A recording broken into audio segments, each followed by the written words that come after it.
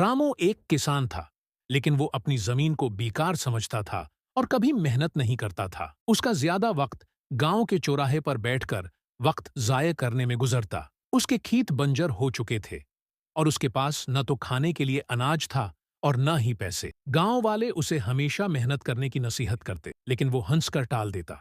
एक दिन गांव के एक बुजुर्ग रामू के पास आए और कहा, बेटा, तुम्हारी जमीन में खजाना दफन है। अगर तुम उसे खोदोगे तो तुम्हें सोना मिलेगा।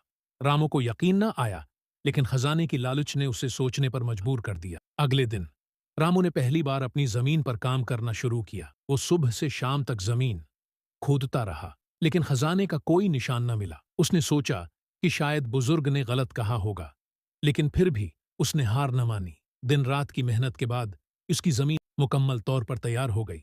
चंद हफ्तों बाद रामू ने जमीन पर फसल उगाने का फैसला किया। वो रोजाना खेत में काम करता, पानी देता और फसल की देखभाल करता। कुछ महीनों में उसकी जमीन जरखीज हो गई और उस पर इतनी फसल उग आई कि वो मालामाल हो गया। रामू को समझ आया कि बुजुर्ग का खजाना दरअसल जमीन की जरखीजी और उसकी मेहनत का नतीजा था।